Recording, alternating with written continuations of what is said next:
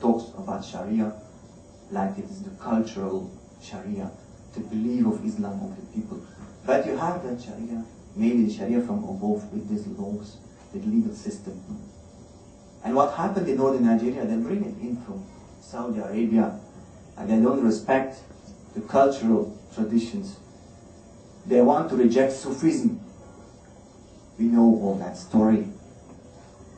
That's the same story in northern Nigeria.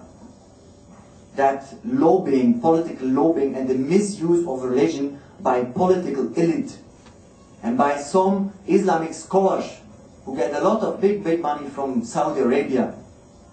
And why do some people collaborate with that? Not everybody, of course. But why are they so activist?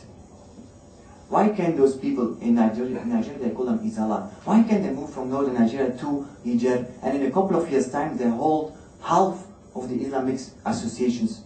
So the Sufi ones are already half replaced. That doesn't mean that the people is not Sufi anymore. But the power situation is there, where the associations are. They are linked to the political top. And we know also that there is oppression in many countries. So if people have no associations, that's why I'm lucky that there is Taha, there is some things. Unfortunately, in northern Nigeria, I didn't find much. There are. But today I'm not here to talk about that.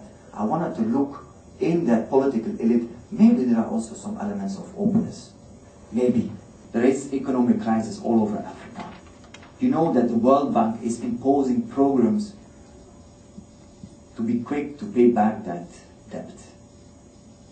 And they are closing, how do you say, they are closing the tap. And people are suffering. And in Nigeria and in Sudan the same. It's so contradictory. Because there's another tap flowing, the oil, and money is coming in. So the gap between elite and that's a very important element. Because there is a lot of stress in Nigeria, ethnic crises, ethnic riots. But according to me, it has nothing to do with religion. It has to do with, let's say, with the humanity of people, what Taha would say. So there is still hope for northern Nigeria, even though that they re-implemented Sharia legal code. There is still hope. Because the reason why it is implemented was not a religious reason. And also that the Islamic leaders, they were telling to the people, with Sharia, there will be political and economic change. But after now, some years, people know it's not true. So nobody wanted anymore to be their hands cut off, because they cut off the hands from the poor and the biggest thieves.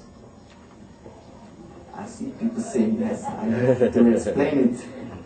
So that's from the outside, the ethno-economic situation, the ethnic-economic, what we call intersection. That's from an outside position that as a social activist you see, and that's also a progressive reading of that so-called fundamentalist region, that there is a reason for going into a certain direction, into certain stress. And to tell you the truth, religious conflicts and religious violence with death as a result is not the first violence in Nigeria. But you see it in the media, it's not the first. The first is crime and car accidents. Brakes, I think, I don't know.